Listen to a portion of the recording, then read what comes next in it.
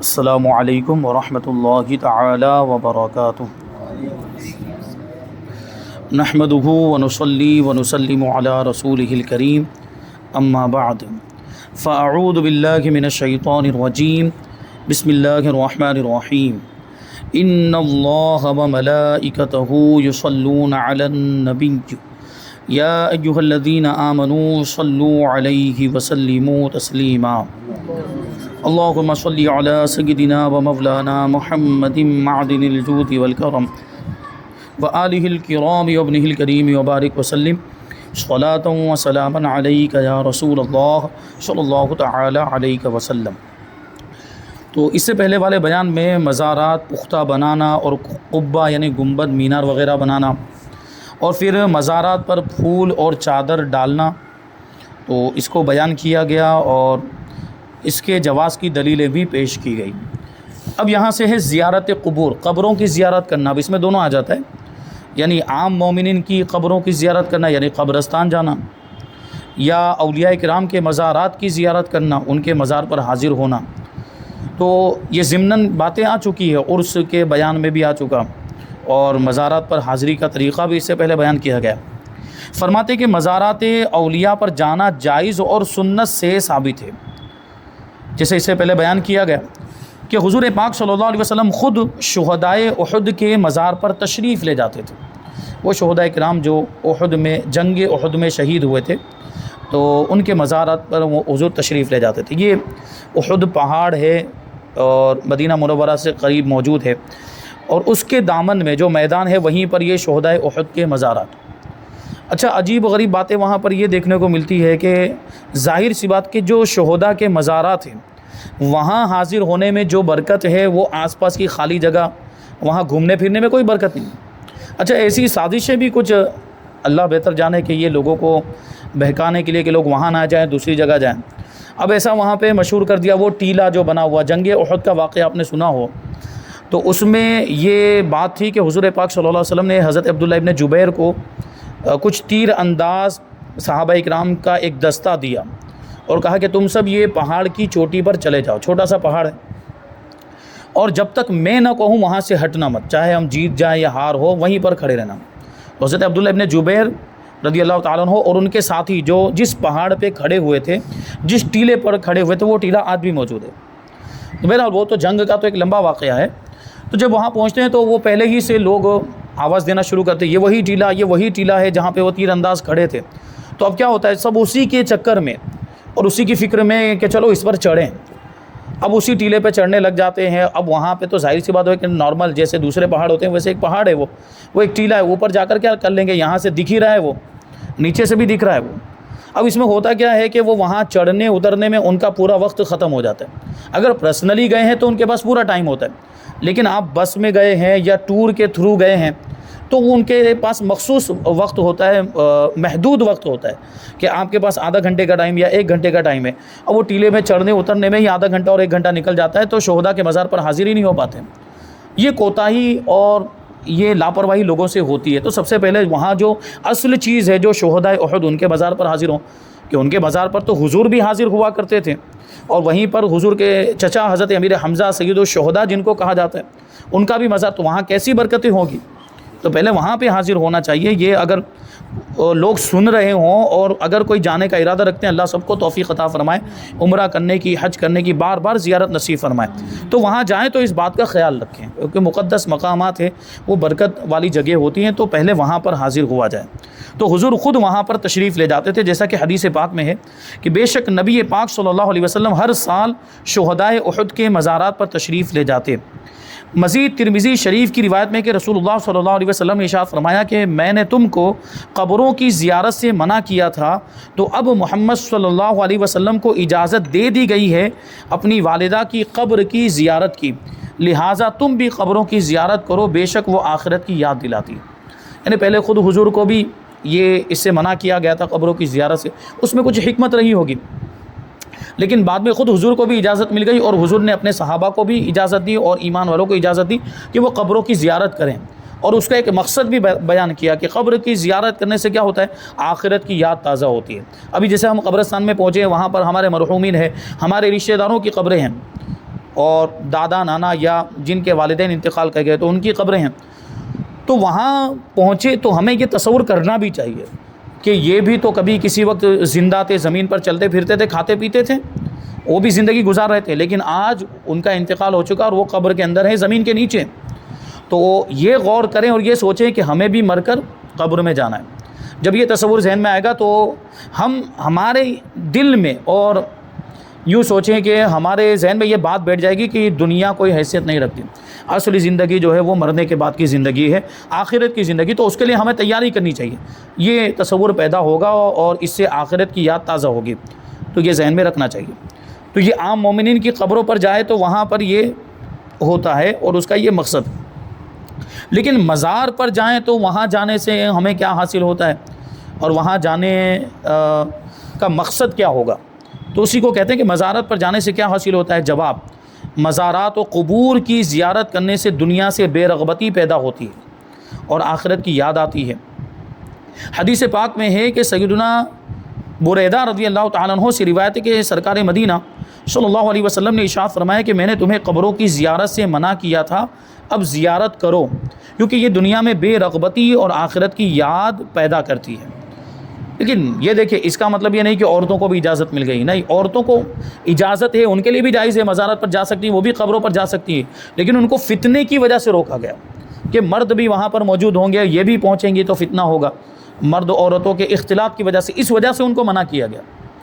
ورنہ یہ نہیں کہا جا سکتا، یا عورتیں اگر یہ مطالبہ کریں کہ ہمیں محروم کر دیا گیا، کیا ہمیں آخرت کی یاد تازہ نہیں کروانی وغیرہ اس طرح کے اعتراضات،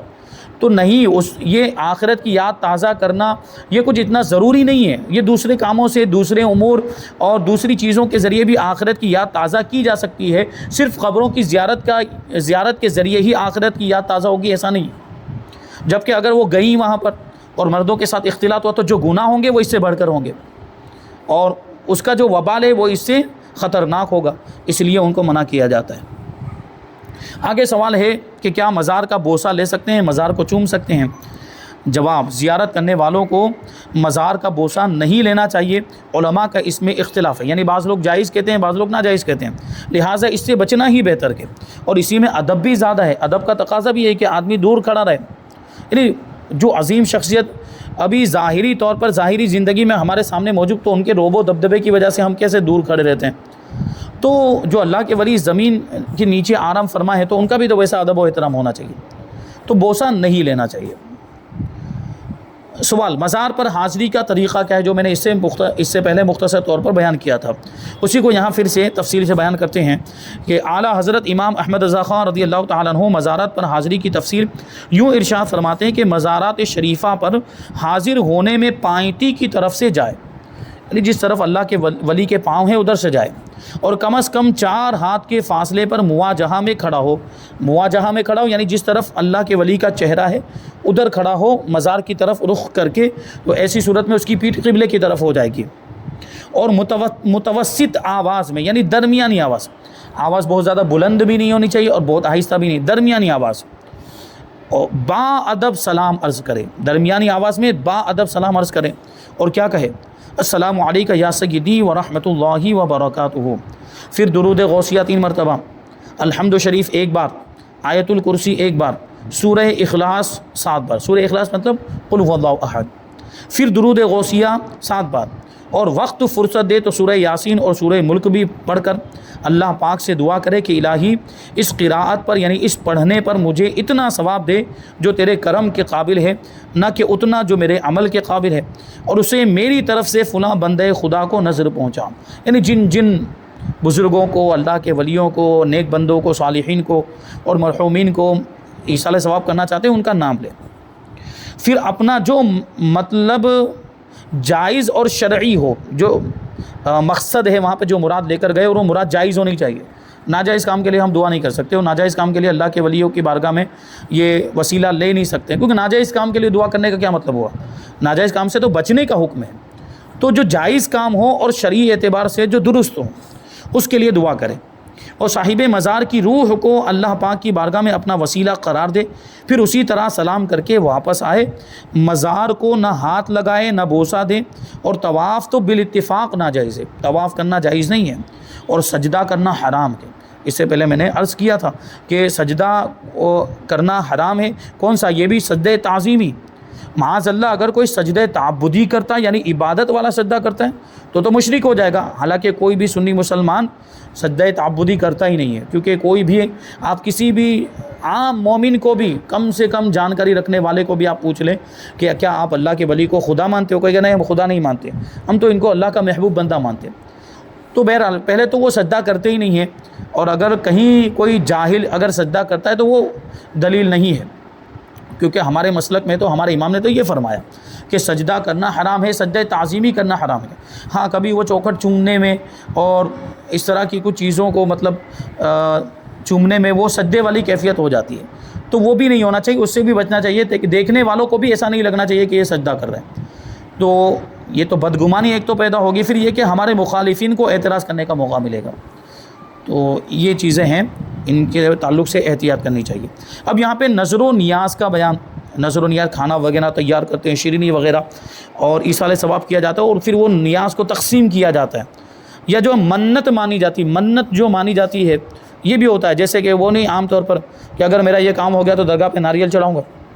اچھا ہمارے یہاں پہ اس طرح کی منتوں کا بہت زیادہ رواج ہے. اگر میرا یہ کام ہو گیا تو اتنی دیگ کی نیاز کروں گا، اگر میرا یہ کام ہو گیا تو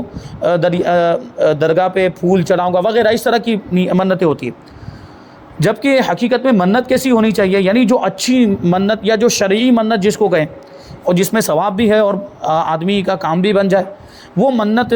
جس کو شرعی منت کہ وہ یہ ہے کہ عبادت کی منت مانے کہ اگر میرا یہ کام ہو گیا تو 100 رکعت نفل نماز پڑھوں گا، اگر میرا یہ کام ہو گیا تو اتنا اتنا صدقہ کروں گا، اگر میرا یہ کام ہو گیا تو اتنے اتنے بھوکوں کو کھانا کھلاؤں گا. تو اس طرح کی، اگر میرا یہ کام ہو گیا تو اتنے روزے رکھوں گا، یہ اس طرح کی منتیں مانیں تو یہ ساتھ میں ایک عبادت بھی ادا ہو جائے گی اور ثواب بھی ملے گا وہ الگ. تو فرماتے کہ ہمارے یہاں منت کے 2 طریقے رائج ہیں، ایک منت شرعی اور ایک منت عرفی. یہ 2 طرح کی منتیں ہوتی ہیں، اور میں نے ابھی جو تمہیدی گفتگو کی اس میں وہ دونوں کی طرف اشارہ ہو گیا. یعنی عبادت کی اگر آپ منت مان رہے ہیں تو وہ منت شرعی ہوئی، اور یہ ناریل چڑھانے کی یا اس طرح کی کوئی منت مان رہے ہیں تو یہ عرفی منت ہے. منت شرعی یہ ہے کہ اللہ پاک کے لیے کوئی چیز اپنے ذمے پر لازم کر لینا. اللہ پاک کے لیے، یہ اللہ کے لیے روزہ رکھوں گا، اللہ کے لیے نماز پڑھوں گا، اللہ کے لیے صدقہ کروں گا، تو یہ اللہ پاک کے لیے یہ عبادتوں کو اپنے اوپر لازم کرنا ہوا، یہ منت شرعی ہے. لیکن اس کی کچھ شرطیں ہیں. فرماتے ہیں اگر وہ شرطیں پائی جائیں تو منت کو پورا کرنا واجب ہوتا ہے، اور پورا نہ کرنے سے آدمی گنہگار ہوتا ہے. یعنی ایسی اگر کوئی شرعی منت مانی ہے اور اس کی شرطیں پائی گئی ہیں تو پھر اس منت کو پورا کرنا واجب ہو جاتا ہے. جیسے کہ یہ ابھی نماز کی منت مان لی کہ اگر میرا یہ کام ہو گیا، یا بچہ بیمار تھا اور منت مانی کہ میرا بچہ اگر تندرست ہو گیا، اس کی بیماری دور ہو گئی، وہ شفا یاب ہو گیا تو میں 100 رکعت نماز پڑھوں گا، یہ منت مانی. تو اب بچہ اچھا ہو گیا، اس کو شفا ہو گئی، بیماری دور ہو گئی، تو اب یہ 100 رکعت اس کو پڑھنی پڑے گی. اب اگر وہ 100 رکعت نہیں پڑھتا ہے تو گنہگار ہوگا، کفارہ ادا کرنا پڑے گا. اس کی اور بہت ساری صورت ہے، کفارہ کیا ہوگا وہ سب آگے بیان کریں گے. اور پورا نہ کرنے سے آدمی گنہگار ہوتا ہے. اس گناہ کی نحوست سے اگر کوئی مصیبت آ پڑے تو کچھ بعید نہیں. یعنی آپ نے منت مانی مصیبت کو دور کرنے کے لیے، لیکن منت کو پورا نہیں کیا تو ہو سکتا ہے کہ مصیبت اور آئے. یہ مصیبت تو رہے گی، دوسری مصیبت بھی آ سکتی ہے. کیونکہ دیکھیے اللہ کے لیے آپ نے منت مانی اور پھر اس کو پورا نہیں کر رہے ہیں معاذ اللہ، تو اللہ تبارک و تعالیٰ کے ساتھ گویا کہ یہ ایک طرح کی بے وفائی ہو رہی، وعدہ خلافی ہو رہی کہ تم نے کہا تھا کہ میں 10 رکعت پڑھوں گا، 100 رکعت پڑھوں گا، اور اب نہیں پڑھ رہے، تو اللہ سے وعدہ خلافی ہو رہی ہے، اللہ کی نافرمانی ہو رہی ہے. تو اس وجہ سے یہ بعید نہیں، یہ کوئی ناممکن نہیں کہ اور مصیبتیں آئیں. تو اگر اس طرح کی کوئی منت مانے تو اس کو ضرور پورا کرنا چاہیے، کیونکہ اس کو پورا کرنا واجب ہو جاتا ہے جبکہ اس کی شرطیں پائی جائیں. اب دوسری منت جو ہے وہ ہے عرفی. اور عرفی منت یہ ہے کہ لوگ نذر مانتے ہیں کہ اگر فلاں کام ہو جائے تو فلاں بزرگ کے مزار پر چادر چڑھائیں گے یا حاضری دیں گے. تو یہ نذر عرفی ہے، اس کا پورا کرنا واجب نہیں ہے. ہاں بہتر ہے ایسا کر لیں، اگر وہ کام ہو جائے جس کام کے لیے یہ منت مانی ہے تو مزار پر حاضری دے دیں، یا مزار پر چادر چڑھا دیں، یا ناریل چڑھا دیں، یا ان کے نام سے نیاز کروا دیں. جو منت مانی ہے یہ عرفی منت ہے، یہ شرعی منت نہیں ہے، اس کا پورا کرنا واجب نہیں ہوتا، پورا کرنا بہتر ہوتا ہے. اچھا آگے سوال ہے کہ کیا کسی نبی یا ولی کی نظر عرفی مان سکتے ہیں؟ یعنی کسی ولی کے نام پر یا کسی نبی کے نام پر نظر عرفی ماننا کیسا؟ تو جواب دیتے ہیں کہ ازروع شرع اللہ پاک کے سوا کسی نبی یا ولی کی نظر عرفی ماننا جائز ہے، اور امیر، غریب اور سعادت کرام سبھی کے لیے کھانا بھی جائز ہے۔ کیا مطلب ہوا؟ کسی ولی کے نام پر نظر ماننا یا کسی نبی کے نام پر نظر ماننا، یعنی نیاز، یعنی اگر میرا یہ کام ہو گیا تو فلاں ولی کے نام سے نیاز کروں گا، میرا یہ کام ہو گیا تو فلاں بزرگ کے نام سے نیاز کروں گا، میرا یہ کام ہو گیا تو فلاں نبی کے نام سے میں نیاز کروں گا۔ تو یہ نیاز کرنا جائز ہے، یہ ہم کرتے بھی ہیں، اور عام طور پر اس طرح کی منتیں مانی بھی جاتی ہے کہ اگر جیسے خدا نخواستہ کسی کا بچہ بیمار ہے یا کسی کا کام رکا ہوا ہے اور وہ کہتا ہے کہ اگر میرا بچہ صحیح ہو گیا یا میرا رکا ہوا کام ہو گیا تو میں غوث پاک کے نام کی نیاز کروں گا، تو یہ نیاز کرنا جائز ہے، اور اس میں امیر، غریب اور سعادت کرام سبھی کو کھانا جائز ہے، وہ نیاز سب کھا سکتے ہیں، سب کو اجازت ہے۔ اسی کو نظر عرفی یا نیاز کہتے ہیں۔ البتہ نظر شرعی اللہ پاک کے سوا کسی کے لیے ماننا ممنوع ہے، جو شرعی منت اوپر بتائی گئی، کیونکہ وہاں پر کیا بتایا؟ اللہ کے لیے اپنے ذمے پر کچھ لازم کر لینا، یعنی عبادت کو لازم کر لینا، اور جو ساری عبادتیں ہیں، نماز، روزہ، وہ صدقہ وغیرہ، تو یہ اللہ ہی کے لیے ہو سکتا ہے، یہ عبادتیں اللہ ہی کی، کیونکہ وہی تو معبود ہے، دوسرا کوئی معبود ہی نہیں ہے، تو وہ اللہ کے سوا کسی اور کے لیے نہیں ہو سکتی۔ آگے سوال ہے کہ نظر ماننے میں کون سی احتیاطیں ملحوظ خاطر رکھی جائیں، یعنی کن چیزوں کا خیال رکھنا چاہیے منت ماننے میں۔ ابھی ہوتا ہے خاص طور پر ہماری ماؤں بہنوں کے معاملہ، چھوٹی چھوٹی بات پہ منتیں مان لیتی ہیں،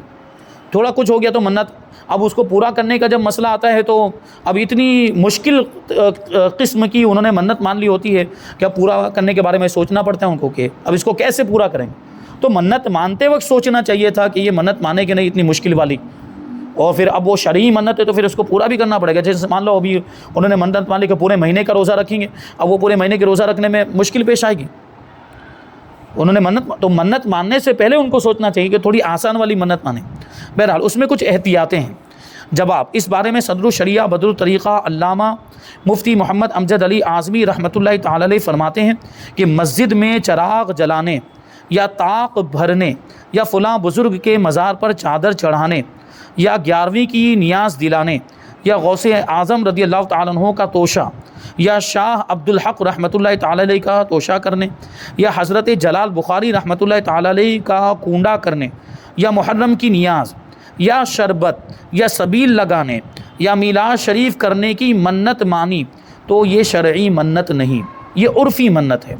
مگر یہ کام منع نہیں ہے، کرے تو اچھا ہے، اس کو بھی پورا کرنا بہتر ہے۔ ہاں البتہ اس کا خیال رہے کہ کوئی بات خلاف شرع اس کے ساتھ نہ ملائے، کوئی بات ایسی جو ناجائز ہو شریعت کے اعتبار سے، جس کی اجازت نہ ہو، جو شریعت کے خلاف ہو، وہ اس کے ساتھ شامل نہیں کرنی چاہیے۔ مثلا طاق بھرنے میں رت جگہ ہوتا ہے، یعنی پوری رات جاگتے ہیں، رات کا اجاگرہ کرتے ہیں، جس میں کنبہ اور رشتے کی عورتیں اکٹھا ہو کر گاتی بجاتی ہیں، یہ یو پی وغیرہ کے علاقوں میں یہ عام طور پر اس طرح کا ہوتا ہے معاملہ، تو وہ رات بھر جاگ کر وہ گاتی ہیں اور وہ بجاتی ڈھول وغیرہ پیٹتی، کیونکہ یہ سب گانا بجانا تو حرام ہے۔ یا چادر چڑھانے کے لیے لوگ تاشے باجے کے ساتھ جاتے ہیں، یہ بھی ناجائز ہے۔ یہ ہمارے یہاں پہ عرس میں عام طور پر یہ بلا آ گئی کہ وہ چادر لے کر جب نکلتے، چادر چڑھانا جائز ہے لیکن وہ ایک ہی چادر چڑھانا جائز، لیکن جب چادر لے کر نکلتے ہیں تو وہ خوب ڈھول تاشے کے ساتھ اور باجوں کے ساتھ لے کر نکلتے، یہ شریعت میں ہرگز بھی اس کی اجازت نہیں ہے، یہ ناجائز و گناہ ہے۔ یا مسجد میں چراغ جلانے میں بعض لوگ آٹے کا چراغ جلاتے ہیں، یا یہ خواہ خواہ مال کو ضائع کرنا ہے۔ آٹے کا چراغ مطلب وہ آٹا گوندھ کر اس کا چراغ بناتے ہیں اور اس میں تیل ڈال کے پھر اس میں بتی ڈال کے اس کو جلاتے ہیں، تو اب جو آٹا جس سے وہ چراغ بنایا گیا، جو کوڑیا بنایا گیا، وہ بعد میں ضائع ہو جاتا، وہ کچھ کام میں نہیں آتا، اس کو پھینک دیتے ہیں، تو یہ مال کو ضائع کرنا ہوا، مال کو برباد کرنا ہوا، اس کی اجازت نہیں۔ جب مٹی کا کوڑیا ملتا ہے، جب مٹی کا چراغ ملتا ہے تو وہ لا کے جلایا جائے۔ اچھا، یہ مسجد میں جو بھی چراغ جلانے کی بات چل رہی ہے، پرانے زمانے کے اعتبار سے، جب مسجدوں میں چراغ کے ذریعے سے روشنی ہوتی تھی، تو ابھی تو ہماری مسجدوں میں ہمارے زمانے میں چراغ تو روشن ہوتے ہی نہیں، چراغ کے ذریعے سے روشنی کا انتظام نہیں ہوتا، بلکہ ٹیوب لائٹ کے ذریعے سے، بلب کے ذریعے سے یہ روشنی کا انتظام ہوتا ہے۔ تو اب اگر ان چیزوں کی کوئی منت مانتا ہے کہ اگر میرا یہ کام ہو گیا تو مسجد میں ایک ٹیوب لائٹ دوں گا، اگر میرا یہ کام ہو گیا تو مسجد میں ایک پنکھا دوں گا میں، تو یہ کر سکتے ہیں، تو اس کی اجازت ہے۔ لیکن کہتے ہیں کہ چراغ جلانے میں آٹے کا استعمال نہیں کرنا چاہیے کہ یہ خواہ خواہ مال کو ضائع کرنا ہے اور ناجائز ہے۔ مٹی کا چراغ کافی ہے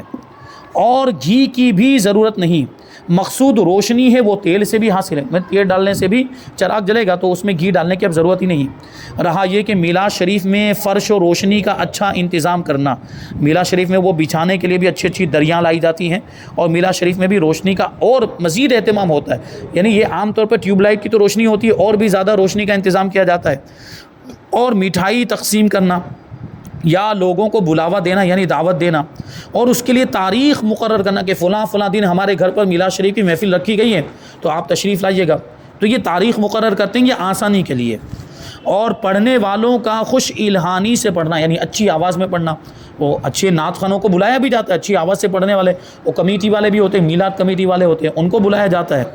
وہ پڑھتے ہیں۔ یہ سب باتیں جائز ہیں، البتہ غلط اور جھوٹی روایتوں کا پڑھنا منع ہے۔ جو روایتیں آئی ہیں صحیح کتابوں کے اندر صحیح روایتیں ہی پڑھنی چاہیے۔ پڑھنے والے اگر غلط روایتیں پڑھیں گے تو پڑھنے والے اور سننے والے دونوں گنہگار ہوں گے۔